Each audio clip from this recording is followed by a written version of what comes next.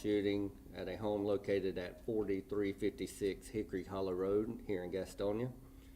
At 10:32 p.m. on Thursday, July the 17th, patrol officers were dispatched to a call of an assault happening at a home.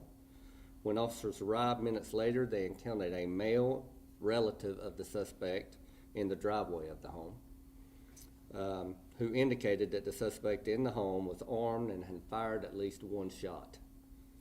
The suspect, now identified as Jeremy Jackson Bonham, date of birth 11/12/85, appeared from the rear of the home in the dark and opened fire on Gastonia Police officers and others with a rifle. Multiple Gastonia officers returned fire, killing the suspect. No Gastonia officers were injured. Per our routine procedure, all of our officers have been placed on paid administrative leave pending the outcome of the investigation by the State Bureau of Investigation. And any other questions can just refer to. How many officers are on leave? Right now we have 10 officers on leave. 10 officers? Yes.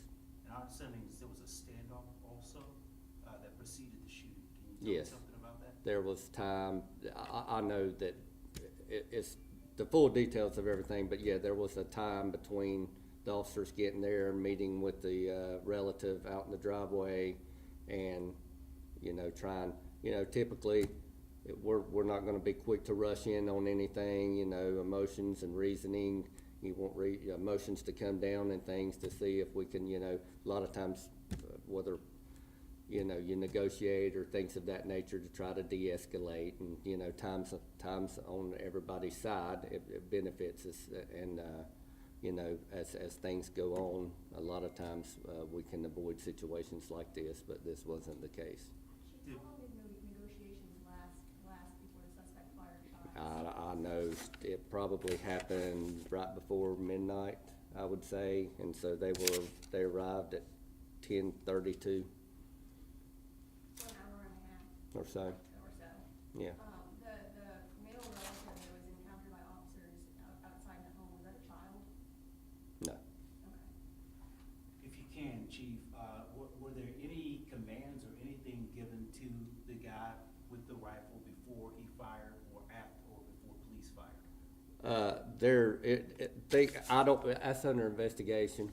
It appears from just my knowledge that I have, and which I have not viewed everything, but it does appear that the suspect came from the rear side of the residence, shooting at the officers, and the officers then returned fire, killing him. And did they have any advance notice that he was at the rear before shots were fired? Or No, this... when it was very, very dark, Yeah. and they couldn't have seen him. Just speak to the unpredictability and the danger of approaching these sort of situations for officers. Yeah, it's extremely dangerous, especially anytime there's a firearm involved in anything, or even any situation. You always have to assume that there's going to be something, and be on the watch for dangerous situations that could eventually hurt anyone. So they're trained for that, and that's what they look for, and then they're trained to react to whatever type of threat, whether it's physical or a weapon involved or whatever. How big is a relief from you when you hear this major situation going on, there's shots fired, and you find out that all of your officers are safe? Well, it is a relief. We never want to. I've been on the other end of that where officers have been injured. That's not a good phone call. It's definitely concern. Any situation like that, and any life that is taken, or any injury, is, if we can avoid it, that's our ultimate goal, is for everybody to go home safely. Did the suspect have a criminal record? I have no idea, sir. 10 officers? 10 officers. So that's going to have lingering effects on manpower.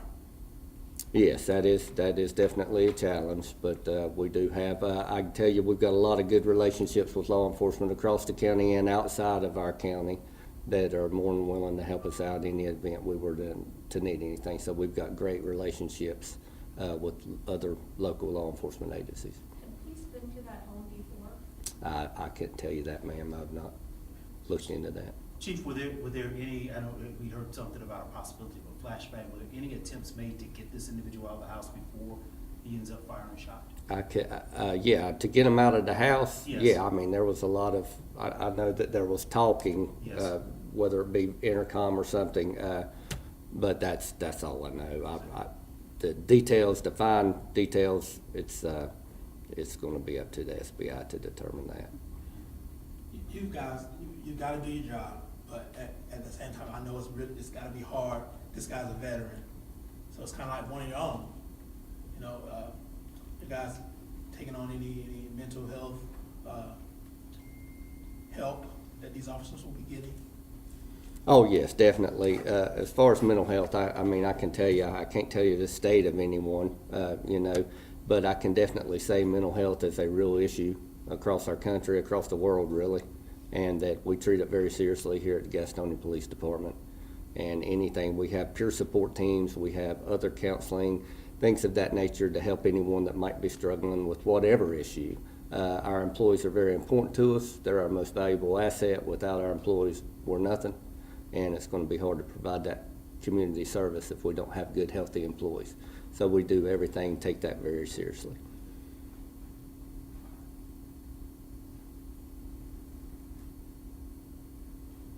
I'm trying not to hog everything, but, Chief, again, about 10:30, about 2:30 is when the shooting happened, is that roughly about it? No, it was before, right around midnight or after a little bit. I'm not 100% sure on the timing. And if you can, for surveillance sake, when something like that happens, we know you're negotiating, but you're also surveilling.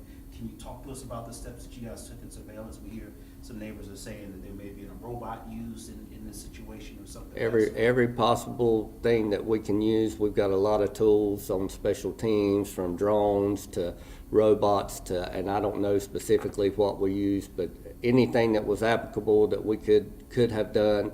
I can tell you we have very well trained special situations and patrol officers that are well equipped to try everything that we can. So as things would present themselves, which I don't know everything, they would have used whatever they had at their disposal to try to de-escalate or to gain more intelligence or information to help them solve the problem, or, you know, I wouldn't say fix the issue, but to help them to do their job.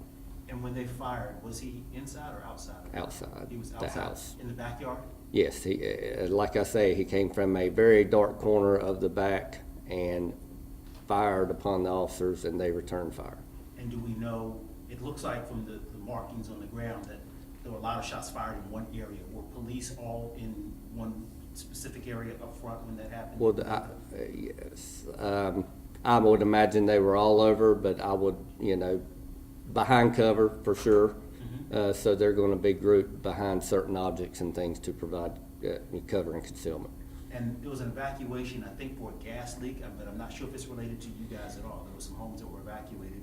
Did you guys ask for an evacuation during that time? I know that there was a gas leak, not 100% sure, but believed to be maybe from the gunfire at some point, and there was a strong odor of gas, and we requested city fire to come out there. The leak was stopped, and everyone was safe, and anybody that would have needed to be evacuated, I'm sure was. And I know that the bullets were trained on this individual, but it sounds like at least one bullet might have hit a home behind the suspect's home. Do you know anything about that? I don't, but I'm not saying that it's not impossible for something like that.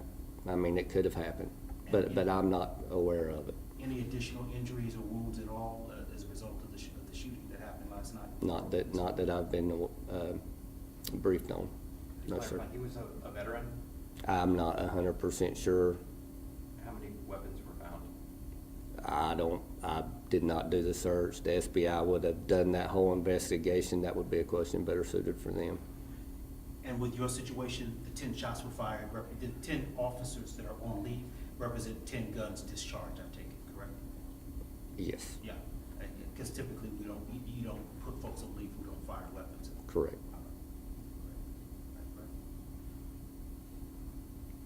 All right, well, thank you very much. If y'all have any other further questions down the road, Did you mention an internal investigation? You guys, is there gonna be an internal investigation also into this? Well, we always look at that, it's the SBI's, they will do the investigation and give their report to us, and then if there, you know, if there is something that wasn't right or policy or something of that nature, then that would be something that would come later through our investigation. But yes, there's always an investigation, but we have to have the, investigating agencies' information and that report before we can proceed with ours. Anything else from anybody else? Thank you very much. If y'all have any questions, feel free to reach out to Bill, and he'll take care of it. Hope y'all have a great day. Is this somebody's glasses, by any chance? No, they Oh, were on the okay. podium.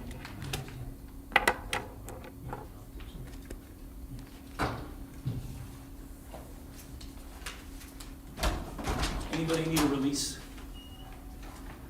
Your desk has them all. Okay, yeah, they got them already. Yeah. What are you up to?